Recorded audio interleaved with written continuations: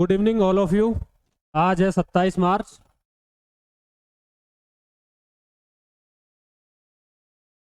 आज हम समझेंगे भारतीय मृदा के बारे में। भारतीय मृदा, सॉइल्स ऑफ इंडिया के बारे में आज हम समझेंगे। Soils of India, soils of India में सबसे पहले हम समझेंगे कि सॉइल होती क्या है। तो जो सॉइल है इसके बारे में हम समझेंगे कि इसकी डेफिनेशन क्या होती है। जो सॉइल होती है वो हमारी पृथ्वी है, उसकी सतह पर जो चट्टानी पदार्थ हैं, तो जो पेरेंटल उनको बोलते हैं पैतृक। सॉइल के लिए वो एक पेरेंटल रॉक का काम करती हैं, अर्थात उनको पैतृक चट्टाने बोलते हैं। तो वो जो पेरेंटल रॉक्स जो होती हैं, पेरेंटल रॉक्स जो हैं, इन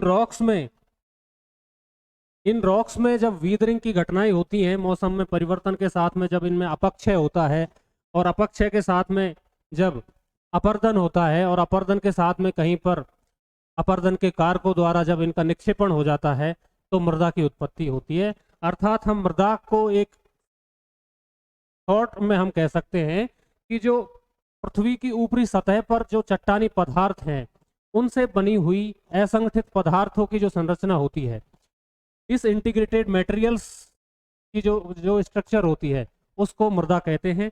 इंटीग्रेटेड नहीं है, डिसइंटीग्रेटेड है। इंटीग्रेटेड में जैसे रॉक्स हैं वो इंटीग्रेटेड हैं, संगठित हैं, तो असंगठित पदार्थों को मृदा कहेंगे और संगठित पदार्थों को रॉक्स कहते हैं। तो डिसइंटीग्रेटेड जो मटेरियल हैं, डिसइंटीग्रेटेड मटेरियल जो हैं,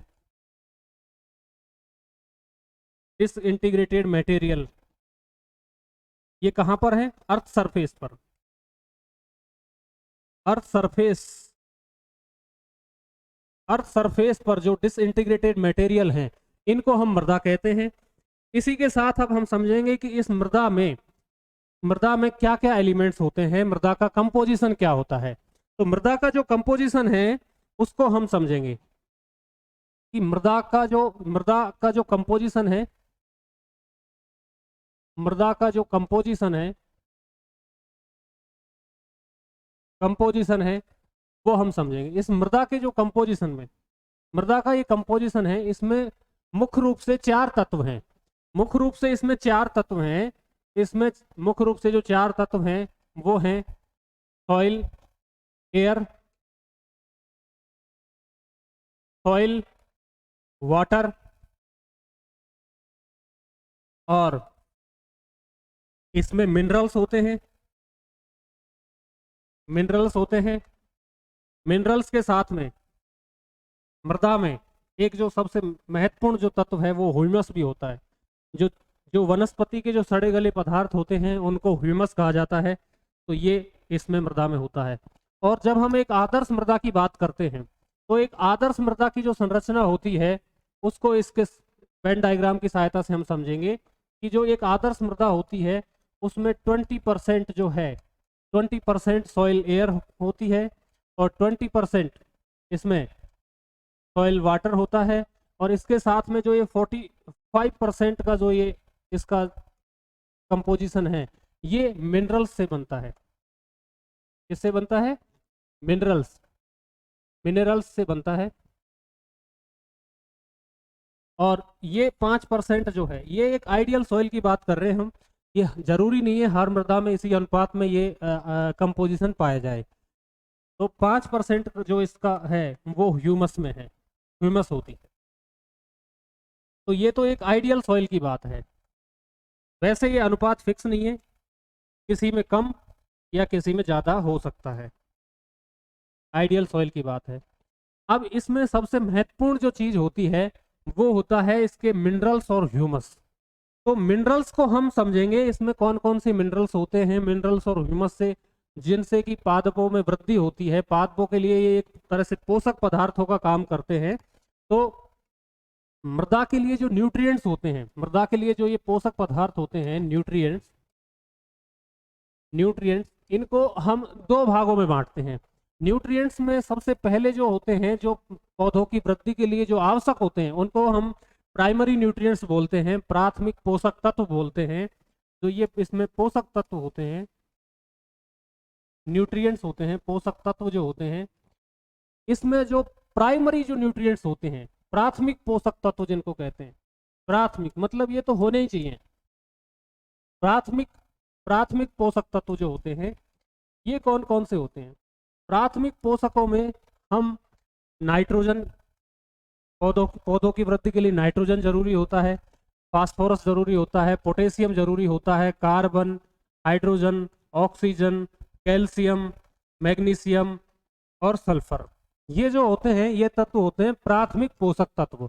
और आपने एग्रीकल्चरल साइंस में पढ़ा होगा या ज्योग्राफी में भी कहीं कहीं होता है कि एनपीके का जो इसमें होता है अनुपात, एक सॉइल के लिए एक उचित अनुपात जो होना चाहिए, एनपीके का जो अनुपात होता है 4:2:1 होना चाहिए।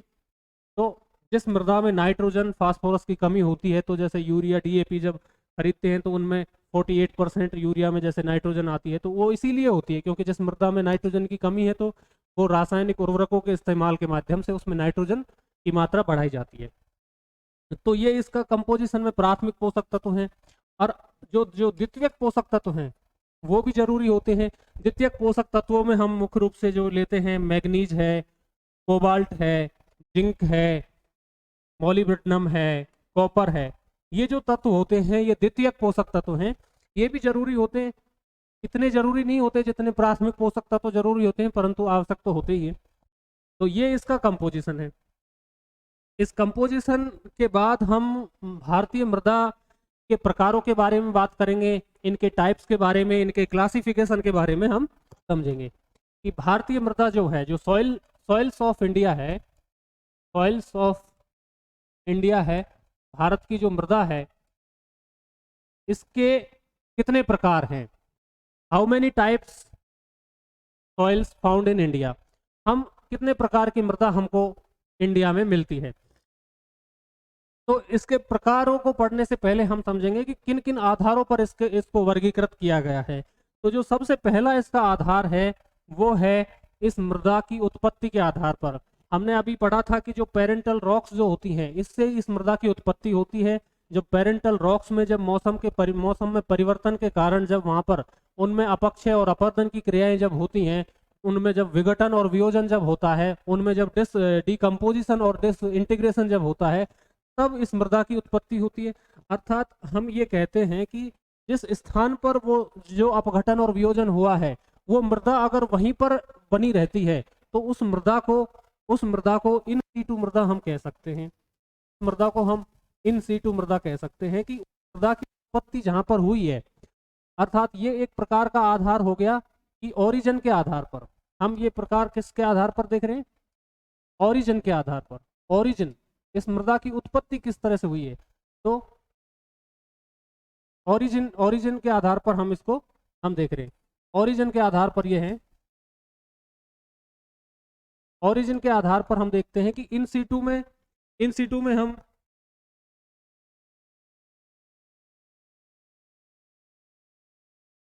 हम देखते हैं कि मृदा की उत्पत्ति के आधार पर ओरिजिन के आधार पर जो है, ओरिजिन के आधार पर हम देखेंगे तो इन सीटू मृदा वो होती है जहां पर विघटन और वियोजन की क्रिया हुई है। अगर वो मृदा वहीं पर बनी रहती है तो उसको इन सीटू कहते हैं। इस इन सीटू में भी दो प्रकार की मृदाएं हैं। इसमें एक जो मृदा होती है उसको हम कहते हैं जोनल मृदा, उसको कहते हैं हम जोनल। और इसी में एक जो होती है उसको बोलते हैं इंट्राजोनल।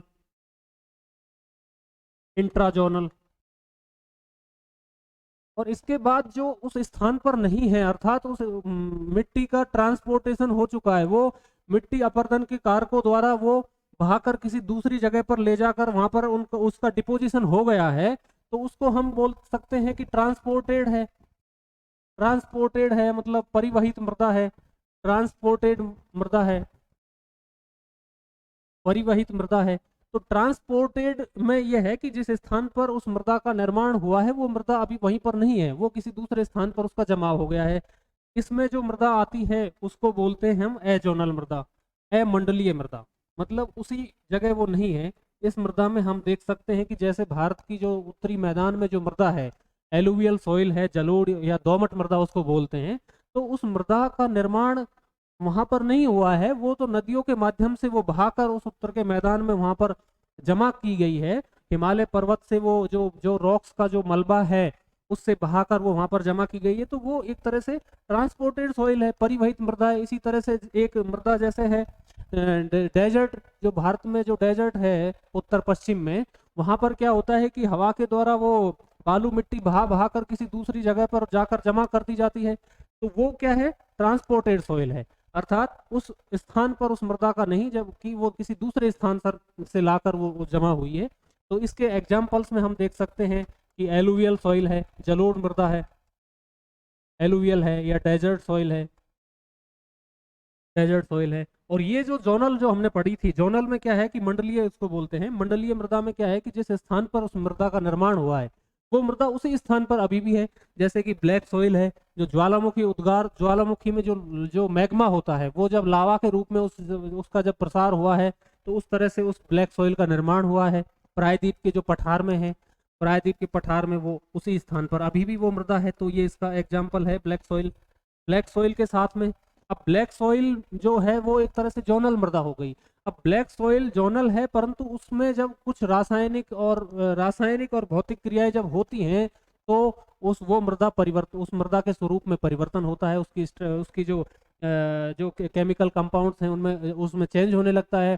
तो जब चेंज होता है तो जब ये इंट्रा जोनल मृदा बन जाती है। अर्थात जोनल और इंट्रा जोनल साथ साथ ही पाई जाती हैं, परंतु इसमें कुछ केमिकल चेंजेस जब हो जाते हैं, तब जोनल में जब कुछ केमिकल चेंजेस हो जाते हैं तो इंट्राजोनल मृदा बनती है। जैसे कि भारत में ब्लैक सॉइल के पास में ही क्या कौन सी मृदा मिलती है, रेड येलो सॉइल मिलती है। तो रेड येलो सॉइल इसका उदाहरण है, रेड येलो सॉइल इसका उदाहरण हो जाएगा। तो ये एक तरह से मृदा की उत्पत्ति के आधार पर इस भारतीय मृदा का वर्गीकरण है, भारतीय मृदा का उत्पत्ति के आधार पर। और उत्पत्ति के आधार के बाद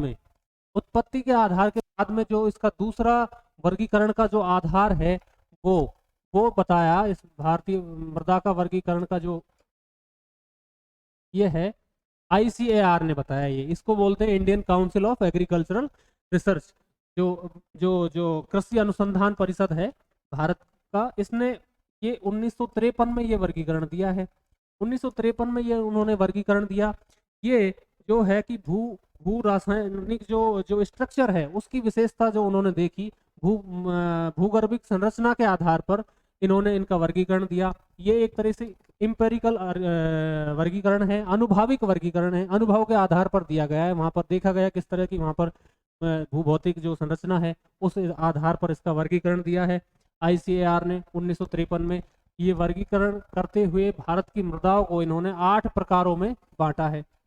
8 प्रकार इन्होंने भारतीय मृदा के बताए हैं।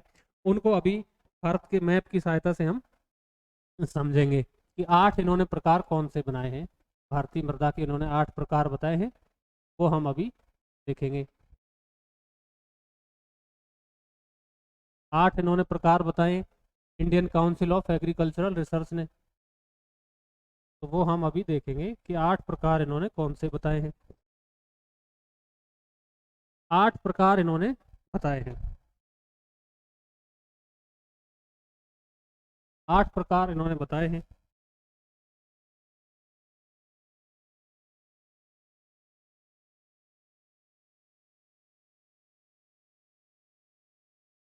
आठ प्रकार, ये इंडिया है।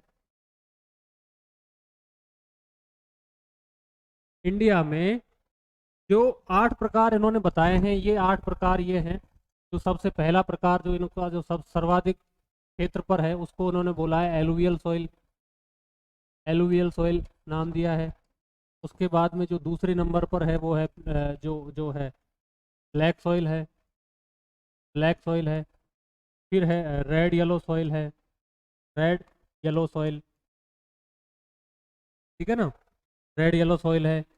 जो चौथे नंबर पर जो है वो है लेटेराइट सॉइल है, लेटेराइट सॉइल है। और इसके बाद में जो 4 प्रकार हैं वो ज़्यादा इतने इम्पोर्टेंट नहीं है, कम मात्रा में है, परंतु उनको यहाँ पर हम देख लेंगे। 4 प्रकार जो और बचे हैं वो हैं, इसको यहाँ लिख देते हैं। 5वां जो प्रकार है वो है माउंटेनियस सॉइल है, जो है माउंटेनियस सॉइल है। एक जो मृदा है वो है डेजर्ट सॉइल है, डेजर्ट सॉइल है। एक मृदा है उसका नाम है पीट सॉइल है, पीट या मार्सी सॉइल इसको बोलते हैं, पीट या मार्सी, पीट या मार्सी सॉइल है। जो एक मृदा है वो है सेलाइन एल्कलाइन, सेलाइन एल्कलाइन सॉइल है, सेलाइन एल्कलाइन सॉइल है। तो ये 8 प्रकार हैं। 8 प्रकारों में से जो सबसे ज़्यादा, जो सबसे बड़े भूभाग पर जो मृदा पाई जाती है वो है एलुवियल सॉइल। एलुवियल सॉइल का जो क्षेत्र है वो गंगा ब्रह्मपुत्र का जो ये क्षेत्र है, ये जो क्षेत्र है उत्तर भारत का जो ये मैदानी क्षेत्र है यहाँ तक, इसमें कौन सी मृदा है? एलुवियल सॉइल है। इसमें कौन सा है? एलुवियल सॉइल है। एलुवियल सॉइल के बाद में हम देखेंगे ब्लैक सॉइल। ब्लैक सॉइल का जो क्षेत्र है, ब्लैक सॉइल का जो ये प्रायद्वीपीय भारत का ये क्षेत्र है, प्रायद्वीपीय भारत का ये क्षेत्र है, इसमें ब्लैक सॉइल मिलती है, इसमें ब्लैक सॉइल है। ब्लैक सॉइल के बाद में हम ये जो देखेंगे रेड येलो सॉइल जो है, रेड रेड येलो जो सॉइल है वो लगभग इस क्षेत्र में मिलती है। इसके पास पास जो ये जो ब्लैक सॉइल के जो आसपास का जो क्षेत्र है इसमें रेड येलो सॉइल मिलती है। हमने अभी पढ़ाई था कि ये कौन सी है? जोनल है, और ये कौन सी मृदा हो गई? इंट्राजोनल मृदा हो गई। तो ये रेड येलो सॉइल है। रेड येलो सॉइल के बाद में जो जो मृदा है, जो मृदा है जिसको हम बोलते हैं लेटेराइट मृदा। लेटेराइट मृदा जो होती है, लेटेराइट मृदा का रंग जो होता है वो ईंट जो होती है, ईंट की तरह रंग होता है। तो वो मृदा होती है जिसको हम कुछ कर नहीं है, दिखा देते हैं। तो ये जो जो कोस्ट लाइन है, कोस्ट लाइन पर जो ये मृदा है वो है लेटेराइट सॉइल है। इधर भी है, यहाँ पर लेटेराइट सॉइल मिलती है। जो भारत के जो ये और कुछ क्षेत्र, ये जो है मेघालय का जो क्षेत्र है यहाँ पर है लेटेराइट सॉइल मिलती है। जहाँ पर वर्षा ज़्यादा होती है वहाँ पर ही होती है ये। तो ये लेटेराइट सॉइल है। और जो उत्तर पश्चिम का जो क्षेत्र है, उत्तर पश्चिम का ये जो क्षेत्र है, इसमें डेजर्ट सॉइल है। और इसी में बीच बीच में कहीं पर, इसी में बीच बीच में कहीं पर कौन सी मृदा है? इसी में बीच बीच में कहीं पर डेजर्ट सॉइल भी है, डेजर्ट सॉइल भी है। और इसी में कहीं कहीं पर कौन सी है? सेलाइन अल्कलाइन सॉइल भी है, सेलाइन एल्कलाइन, सेलाइन अल्कलाइन सॉइल भी है। और जो ये पर्वतीय क्षेत्र है, हिमालय पर्वतमाला है, काराकोरम, लद्दाख, जास्कर, और ये जो हिमालय पर्वतमाला है जो यहाँ पर जम्मू कश्मीर की जो नंगा पर्वत से नामचा पर्वत तक है, तो इस पूरे हिमालय पर्वतमाला के जो क्षेत्र में जो मृदा मिलती है उसको बोलते हैं माउंटेनियस सॉइल है, पर्वतीय मृदा है। पर्वतीय मृदा के साथ में अब कौन सी? तो ये सारे जो मृदा के जो 8 प्रकार हैं वो हैं, मृदा के ये 8 प्रकार जो हैं वो हमने पढ़ ही लिए। अब इनमें हम एक एक मृदा को हम लेकर देखेंगे, कौन सी मृदा,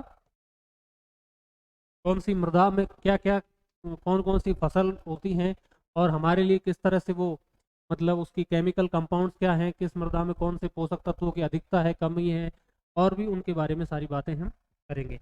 तो हम इसके बाद में हम एक एक मृदा को लेते हैं। तो ये जो मृदा है alluvial soil, alluvial soil, alluvial soil, इस मृदा की क्या प्रॉपर्टीज हैं?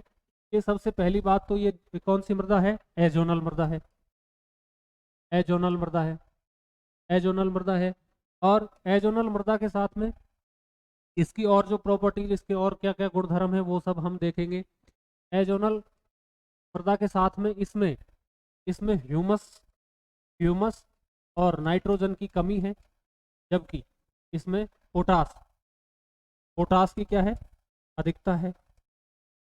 और इस मृदा का जो जो केमिकल प्रॉपर्टीज होती हैं, एक चीज और है जो हमें समझ लेनी चाहिए इसी समय पर, जो हमने डेफिनेशन में पढ़ा था कि जो भूपर्पटी पर जो चट्टानें होती हैं, उन चट्टानों में जब विघटन वियोजन होता है तो इस मृदा का निर्माण होता है।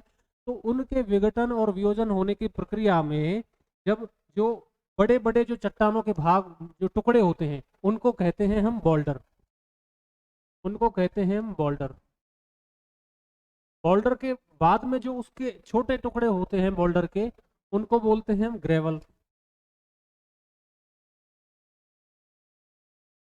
इसके बाद जो छोटे होते हैं उनको सैंड, इससे छोटे होते हैं उनको बोलते हैं सिल्ट, और इससे छोटे होते हैं उनको बोलते हैं क्ले। तो जो ये एलुवियल सॉइल है, एलुवियल सॉइल है या सॉइल कोई सी भी जो होती है ना, उसमें सैंड, सिल्ट और क्ले जो होते हैं, ये तीनों चीज ही पाई जाती हैं। ये है, इसके कणों का आकार छोटा हो रहा है। यहाँ से आप नीचे की तरफ जाओगे तो ये कणों का बोल्डर के कणों का आकार सबसे ज्यादा मोटा है, उसके बाद ये छोटा हो गया ग्रेवल का, फिर सैंड का छोटा हो गया, सिल्ट का छोटा हो गया, क्ले का सबसे छोटा हो गया। तो इन तीनों के आधार पर इन सैंड, सिल्ट और क्ले से बनती है मृदा। सैंड, सिल्ट और क्ले से बनती है। अब जो एलुवियल सॉइल है, एलुवियल सॉइल जो जो उत्तर भारत के मैदान में है, मुख्य रूप से उत्तर भारत के मैदान में भी उत्तरी गंगा का जो मैदान है, उसकी जो मृदा है वो है सैंडी, सैंडी एलुवियल है। उस अर्थात सैंड, सिल्ट और क्ले में से अधिक मात्रा में कौन है? सैंड है, इसलिए उसको हम बोलते हैं सैंडी एलुवियल। और जो निम्न गंगा का मैदान है उसमें है सिल्टी, उसमें कौन सी मृदा है? सिल्टी मृदा है, सिल्टी मृदा। और ये मृदा है जो सबसे उपजाऊ मृदा भी है। उपजाऊ मृदा इसलिए है क्योंकि इसमें इनका मध्य गंगा का जो मैदान है, मध्य गंगा के मैदान जो है वो सबसे उपजाऊ मृदा है भारत की, भारत की सबसे उपजाऊ मृदा है। उस मृदा में क्या है, उस मृदा में क्या है कि जो ये सैंड, सिल्ट और क्ले हैं, एक जो फर्टाइल जो सॉइल होती है, सबसे फर्टाइल जो सॉइल होती है, उसमें इनका अनुपात होना चाहिए 40, इनका अनुपात होना चाहिए 40, 40 और 20।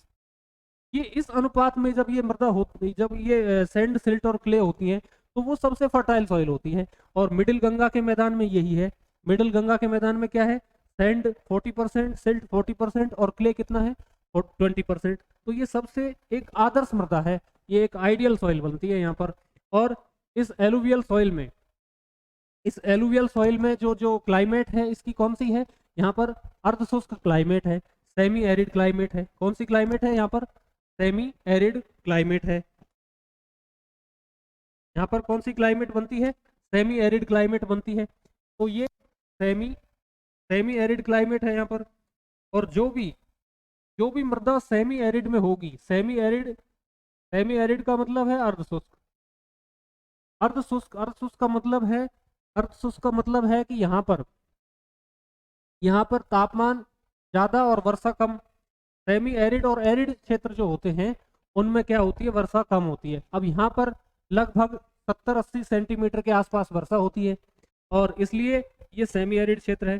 सेमी एरिड और एरिड क्षेत्र की मृदा की प्रॉपर्टीज में हमेशा ये हमें ध्यान रखना चाहिए, हमेशा ये हमको ध्यान रखना चाहिए कि एरिड और सेमी एरिड क्षेत्र जो होते हैं उनमें कैपिलरी प्रोसेस होता है, केशिकात विधि होती है। केशिकात विधि ये होती है कि जब तापमान की अधिकता होती है तो नीचे से पोषक तत्व जो होते हैं वो ऊपर आते हैं, उसी को बोलते हैं, स्वतः आते हैं, नेचुरली आते हैं, अपने आप आते हैं, तो इसको बोलते हैं हम कैपिलरी प्रोसेस या केशिकात्व प्रक्रिया। केशिकात्व प्रक्रिया में जब पोषक तत्व ऊपर आते हैं तो उस मृदा की जो प्रकृति हो जाती है वो कैसी हो जाती है? क्षारीय मृदा हो जाती है। तो इसकी जो जो प्रकृति है वो कौन सी है? क्षारीय मृदा है। ये हमेशा ही है, जो भी है एरिड और सेमी एरिड क्षेत्र है उसकी मृदा हमेशा क्षारीय प्रकृति की होगी। तो ये है। और इसमें, इस मृदा में हम बात करें अगर फसलों की, तो कौन कौन सी फसल इसमें होती हैं? तो इस मृदा में जो एलुवियल सॉइल में मुख्य रूप से हैं, जैसे कि गेहूं है, चावल है, दलहन है, तिलहन है, तिलहन है, गन्ना है। तो इन फसलों के लिए ये सबसे उपयुक्त सॉइल होती है। तो इस मृदा की प्रॉपर्टीज ये है। इस मृदा के बाद में हम दूसरी मृदा पर आते हैं। दूसरी मृदा है black soil. Black soil, black soil, black soil का निर्माण कैसे हुआ है? ब्लैक सॉइल का निर्माण ऐसे हुआ है कि जो ये पृथ्वी की ये सरफेस है, पृथ्वी के सरफेस में जब ये नीचे जो इनमें जो मैग्मा का निर्माण होता है पृथ्वी की सतह के नीचे, जब ये मैग्मा जब ऊपर आता है तो ऊपर आने के बाद इस मैग्मा को क्या बोलते हैं? लावा। और ये लावा, इस लावा का जब प्रसार हुआ है तो ये लावा के प्रसार से इस मृदा का निर्माण हुआ है। और ये लावा कौन सा था? बस बेसाल्ट का बना हुआ था। बेसाल्ट का बना हुआ था। और बेसाल्ट बेसाल्ट क्या होता है, क्षारीय होता है। क्षारीय होता है मतलब इसकी जो नेचर है वो क्षारीय क्षारीय प्रकृति का होता है। जब ये बेसाल्ट का यहाँ पर प्रसार हुआ है तो लावा से ये जो चट्टानें बनी हैं। और ये चट्टान कौन सी हैं, ये उसी स्थान पर बनी है। आज वो ये जो है मृदा उसी स्थान पर है और अभी भी वहीं पर है, तो इसलिए इसको क्या बोलते हैं, मंडलीय मृदा बोलते हैं। और इसका काला रंग इसलिए है क्योंकि जो ये बसाल्टिक जो लावा है, इस बसाल्टिक लावा में टाइटेनी फेरस टाइटेनीफेरस मैग्नेटिक कंपाउंड पाया जाता है। टाइटेनीफेरस मैग्नेटिक कंपाउंड के कारण इसका कलर कैसा है, ब्लैक कलर है। और इसी मृदा को रेगूर मृदा भी बोलते हैं। इस मृदा को कौन सी मृदा भी बोलते हैं, रेगूर मृदा। रेगूर मृदा है जो वहाँ की जो स्थानीय भाषा में तेलुगु भाषा के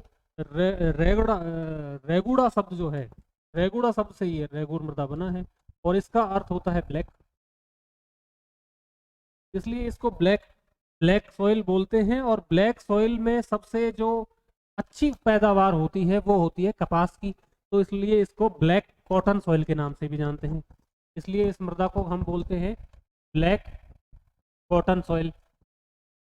ब्लैक कॉटन सॉइल के नाम से भी इसको जानते हैं, ब्लैक कॉटन सॉइल के नाम से इसको जानते हैं। इस मृदा की एक ये विशेषता और होती है कि इसमें पानी जल ग्रहण करने की क्षमता सर्वाधिक होती है। तो वर्षा के दिनों में क्या होता है कि ये मृदा वर्षा के पानी को काफी दिनों तक संग्रहित करके रहती है। वो नीचे नहीं जाता, पानी भूगर्भ में नीचे नहीं जाता, ये उसको संग्रहित करके रखती है। संग्रहित करके रखने के कारण जब ये मृदा में जब पानी वर्षा के बाद में जब ये सूखने लगती है तो इसमें अपने आप दरारें पड़ जाती हैं। उन दरारों को क्या कहा जाता है, स्वेलोज कहा जाता है। स्वेलोज उन दरारों को कहा जाता है। और इन स्वतः दरार पड़ने के कारण इस मृदा को स्वतः जुताई वाली मृदा भी कहा जाता है। इस मृदा को स्वतः जुताई वाली मृदा, स्वतः जुताई होती है इसमें, स्वतः जुताई वाली मृदा भी इसको कहा जाता है। तो ये इस मृदा की प्रॉपर्टीज हैं। इस मृदा के बाद में हम अगली मृदा में चलते हैं। आगे जो है, जो ये ब्लैक सॉइल है, ब्लैक सॉइल का जो जो क्षेत्र है, हमने क्षेत्र के बारे में लगभग बात करी नहीं, अभी यहाँ पे कर लेते हैं कि जो एलुवियल सॉइल है ये भारत के 15 लाख किलोमीटर स्क्वायर क्षेत्रफल पर है। 15 लाख किलोमीटर स्क्वायर क्षेत्रफल पर है।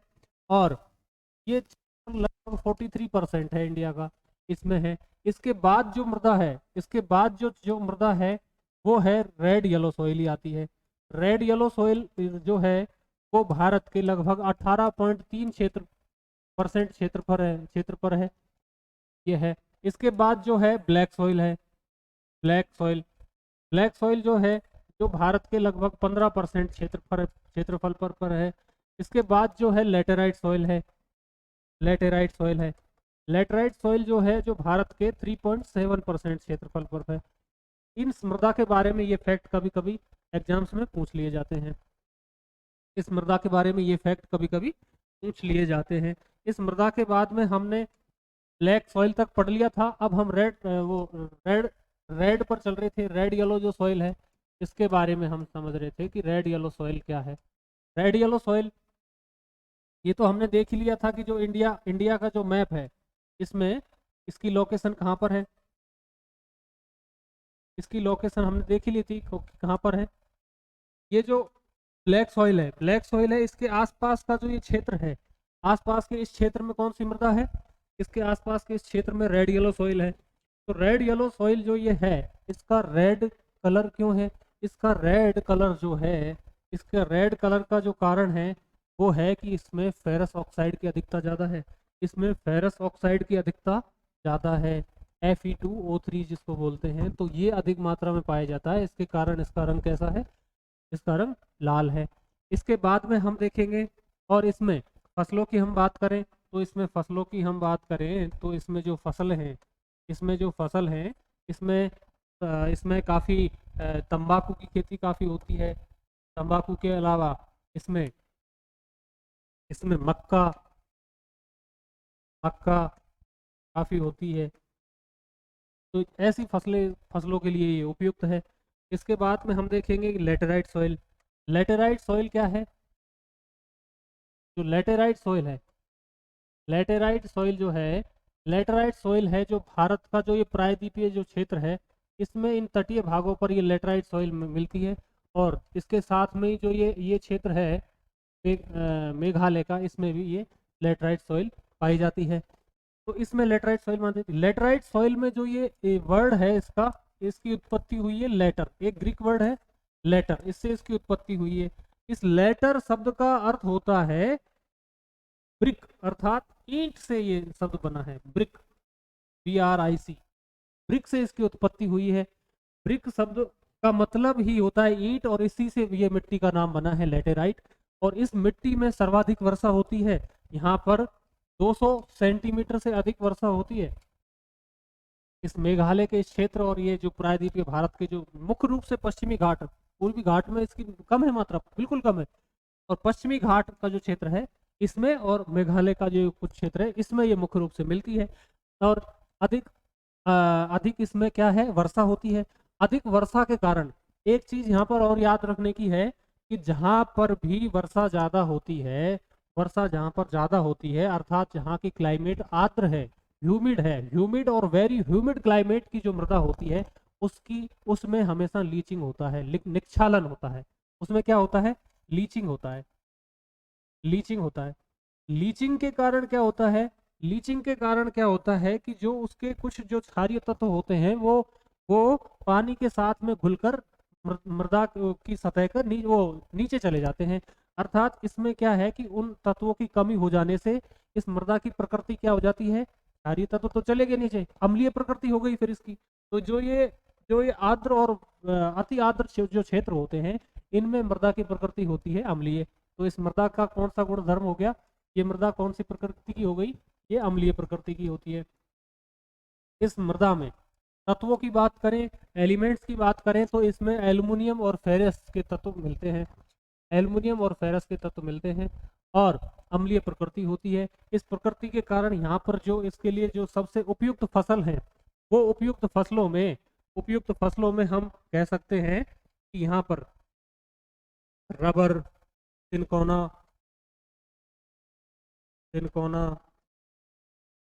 और नारियल, केला, ये फसलें यहाँ पर होती हैं। ये फसलें यहाँ पर मुख्य रूप से होती हैं। कॉफ़ी, कहवा जो है ये भी यहाँ पर होता है काफ़ी। केरल, कर्नाटक के जो ये तटीय क्षेत्र हैं, यहाँ पर ये मिट्टी है, तो यहाँ पर ये फसलें होती हैं। तो ये इस मृदा की ये प्रकृति है, इतनी वर्षा है, ये तत्व होते हैं, ये फसलें होती हैं। और यह है इसका क्षेत्रफल, हमने बता दिया था कि 3.7% जो क्षेत्र है इंडिया का, उसमें लेटराइट सॉइल मिलती है। लेटराइट सॉइल के बाद में हम समझेंगे, लेटराइट सॉइल के बाद में हम पर्वतीय जो मृदा है, पर्वतीय मृदा जो है कि जो जो भारत का जो पर्वतीय जो क्षेत्र है ना, हिमालय पर्वतमाला है, या हिमालय पर्वतमाला का जो ये क्षेत्र है, तो इसमें जो ये मृदा है, इसमें ये मृदा है, ये कौन सी है? ये जो हिमालय पर्वतमाला का जो ये क्षेत्र है ना, इसमें ये पर्वतीय मृदा है। इसके साथ में ही जो ये पश्चिमी घाट का ये जो क्षेत्र है ना, पश्चिमी घाट का भी कुछ क्षेत्र जो है यहाँ पर 1800 मीटर से ऊपर तक, 1800 मीटर से ऊपर का जो क्षेत्र है, इसमें भी ये पर्वतीय मृदा मिलती है। और ये हिमालय पर्वतमाला का जो क्षेत्र है, इसमें तो है ही पर्वतीय मृदा, इसमें मिलती है। अब इसमें क्या है कि ये एक तरह से अपरिपक्व मृदा है। अपरिपक्व मृदा क्यों है? क्योंकि पर्वतीय क्षेत्रों में मृदा का वहाँ पर स्लोप ज़्यादा रहता है, तो मृदा का निर्माण इतना होता नहीं है। और हम मृदा की जो उत्पत्ति होती है, इसमें हम ये भी पढ़ते हैं कि जो सॉइल जो होती है ना, सॉइल किसी एक तत्व की वजह से नहीं, बल्कि soil is the function of many elements. In elements में क्या क्या होते हैं? इन एलिमेंट्स में होते हैं, इन एलिमेंट्स जो एलिमेंट्स की हम बात करते हैं कि इनमें कौन कौन कौन से जो तत्व होते हैं, इनकी इसमें सबसे पहले है कि पेरेंटल रॉक्स है, ये होनी चाहिए। पेरेंटल रॉक्स के बाद में क्लाइमेट, जैसी क्लाइमेट होगी वैसी मृदा होगी जिस तरह से है। और इस क्लाइमेट के साथ में यहाँ पर कुछ जल तंत्र है, जल का भी प्रभाव पड़ता है। आर्द्र क्षेत्रों में अलग मृदा है और शुष्क क्षेत्रों में अलग मृदा की प्रकृति होती है। जल तंत्र के साथ में वहाँ पर नदी, ड्रेनेज सिस्टम, इसका प्रभाव भी पड़ता है। ड्रेनेज सिस्टम के साथ में वहाँ पर स्लोप कैसा होना चाहिए, जैसे कि यहाँ पर स्लोप है तो मृदा का यहाँ पर सॉइल प्रोफाइल ही नहीं बन रही। सॉइल प्रोफाइल नहीं बन रही, मृदा का निर्माण नहीं हो रहा, मृदा का निर्माण नहीं हो रहा। और और वहाँ पर वेजिटेशन कैसी है, इसका भी इस मृदा के निर्माण में योगदान होता है। वेजिटेशन के साथ में वहाँ पर मेंस की एक्टिविटी क्या होती है। तो कुल मिलाकर ये जो सारे जो है एलिमेंट्स, इनसे इस मृदा का निर्माण होता है। और इसी का नहीं, सारी मृदा जो होती है उनमें इन सारे एलिमेंट्स जो हैं, पेरेंटल रॉक्स हो गया, क्लाइमेट हो गया, हाइड्रोलॉजी हो गई, वहाँ का ड्रेनेज सिस्टम हो गया, वहाँ का स्लोप हो गया, वेजिटेशन हो गया, मेंस एक्टिविटीज हो गई, तो इन सब का योगदान रहता है मृदा के निर्माण में। और इसके साथ ही soil is the function of weathering, erosion and deposition. ये भी है कि सॉइल वीदरिंग, इरोजन और डिपोजिशन का ही फंक्शन है। पेरेंटल रॉक्स में जब वीदरिंग होगा और फिर उनका इरोजन होगा तभी तो इसका वीदरिंग होगा, तभी तो मृदा का निर्माण होगा। और वीदरिंग इरोजन के बाद में कहीं वो हो सकता है कहीं दूसरी जगह पर वो ट्रांसपोर्टेड हो जाए या उसी जगह पर रहे। तो ये सब चीज़ें बहुत ज़रूरी होती हैं, तभी वो मृदा का निर्माण होता है। रॉक्स, जैसे कि रॉक्स हमने बताया ही था कि वो इंटीग्रेटेड फॉर्म में होती हैं और ये मृदा होती है वो डिसइंटीग्रेटेड फॉर्म में होती है। तो ये जो मृदा हो गई पर्वतीय मृदा हो गई। पर्वतीय मृदा के बाद में ये जो है, इसका स्लोप अधिक होने के कारण यहाँ पर इस मृदा का अच्छी तरह से निर्माण नहीं होता, सॉइल प्रोफाइल का निर्माण नहीं होता, तो ये अपरिपक्व मृदा है। इसको पर्वतीय मृदा के नाम से जाना जाता है। इसकी कोई खास प्रॉपर्टीज होती नहीं है। और इसके बाद जो मृदा है, ये मृदा है, ये है जो जो जो पश्चिमी क्षेत्र है, पश्चिमी क्षेत्र है, इसकी जो ये मृदा है, पश्चिमी क्षेत्र जो है भारत का, इसकी जो ये मृदा है ना, इसको क्या बोलते हैं हम, जो ये भारत का जो ये पश्चिमी क्षेत्र है, पश्चिमी क्षेत्र, इसमें मुख्य कई तरह की मृदा मिलती है। इसमें एक तो ये डेजर्ट है, मुख्य रूप से जो भारत का जो थार का डेजर्ट है वो 2/3 तो इसी में है, बाकी पाकिस्तान। तो जो डेजर्ट में जो सॉइल होती है उसको डेजर्ट सॉइल बोलते हैं। और इस डेजर्ट में क्या होता है, डेजर्ट में जो जो बालू होती है, में मुख्य रूप से सैंडी सॉइल होती है। सैंडी सॉइल में वाटर को ग्रहण करने की क्षमता बहुत कम होती है, वो वाटर को रिटेन कर नहीं कर सकती। अर्थात हम अगर कहें कि पानी को ग्रहण करने की सबसे ज़्यादा क्षमता किस में थी, ब्लैक सॉइल में, और सबसे कम क्षमता किस में है, वो है डेजर्ट सॉइल में। जो मरुस्थलीय मृदा है उसमें पानी ग्रहण करने की क्षमता सबसे कम है। तो ये इसका ये प्रॉपर्टी हो गई। और ये कौन सी क्लाइमेट है, यहाँ पर क्लाइमेट यहाँ पर है शुष्क। तो शुष्क क्लाइमेट में क्या होगा, कैपिलरी प्रोसेस होगा, केशिकातों की प्रक्रिया होगी और नीचे से क्षारीय तत्व ऊपर आ जाते हैं। तो इस मृदा की कौन सी प्रकृति हो गई, क्षारीय प्रकृति की मृदा होगी। ये कौन सी प्रकृति हो गई, क्षारीय प्रकृति हो गई। और बालू की वजह से ये कौन सी मृदा है, परिवहित मृदा है, परिवहित मृदा है। और ये परिवहित मृदा का ही कुछ जैसे कि हरियाणा में, पंजाब में इसको बोलते हैं रेह, और हरियाणा में इसको बोलते हैं कल्लर, और यूपी में बोलते हैं इसको ऊसर। इसी मृदा को, मरुस्थलीय मृदा को, मरुस्थलीय मृदा में ही ये जो एक मृदा और होती है वो होती है सैलाइन और अल्कलाइन मृदा। सैलाइन, एल्कलाइन को बोलते हैं क्षारीय या लवणीय मृदा। क्षारीय लवणीय, इसमें भी ये जो है कैपिलरी प्रोसेस का योगदान है, क्योंकि नीचे से जब क्षारीय तत्व जब आ जाते हैं, लवणीय तत्व ऊपर आ जाते हैं, तो उस मृदा की प्रकृति क्षारीय लवणीय प्रकृति की हो जाती है। तो क्षारीय लवणीय प्रकृति की मृदा भी यहीं पर कुछ क्षेत्रों में मिलती है। इसके बाद जो मृदा होती है, और हमने जो एक मृदा का प्रकार पढ़ा था, वो जैसे कि जो ये नदी के जो डेल्टा होते हैं, जैसे ये गंगा नदी का ये डेल्टा है, यहाँ पर गंगा ब्रह्मपुत्र का ये डेल्टा है, यहाँ पर जो मृदा है, और ये कृष्णा गोदावरी का जो डेल्टा है, कृष्णा और गोदावरी का ये डेल्टा जो यहाँ पर है, कृष्णा कावेरी, तो यहाँ पर जो ये है मृदा है, ये है पीट सॉइल। ये कौन सी मृदा है, इसको बोलते हैं हम पीट मृदा, पीट या मार्सी मृदा, इसको बोलते हैं पीट या मार्सी लैंड बोलते हैं। पीट या मार्सी सॉइल बोलते हैं। इस मृदा में क्या होती है, दलदली क्षेत्र होते हैं, पानी भरा होता है, कुछ मिट्टी होती है, तो ये होती है। इसमें मुख्य रूप से जो सिल्ट या क्ले की मात्रा ज़्यादा होती है, और ये मृदा इस प्रकृति की होती है। इसमें मुख्य रूप से जो है ये जूट हो गया इस मृदा में। पीट या जो मार्सी मृदा है इसमें जूट है, इस मृदा में क्या है, जूट है। या फिर यहाँ पर मैंग्रोव वनस्पति होती है, मैंग्रोव, मैंग्रोव फॉरेस्ट आपने सुना होगा। जो ये सुंदरवन का क्षेत्र है इसमें सर्वाधिक मैंग्रोव फॉरेस्ट पाए जाते हैं। यहाँ पर कौन सी मृदा है, पीट मृदा है, और इसका क्षेत्रफल ज़्यादा नहीं है। तो ये मृदा है। और ये भारत की जो Indian council of agricultural research है, उन्होंने ये मृदा के प्रकार बताए हैं। और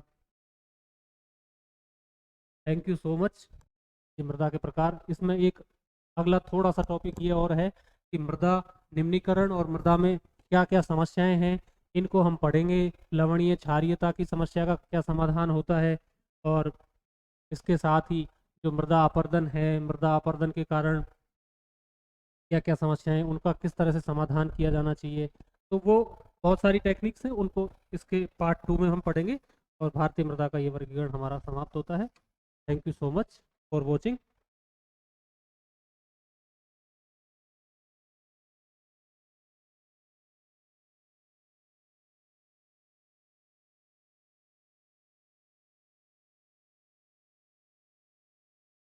हाँ, बंद कर लो।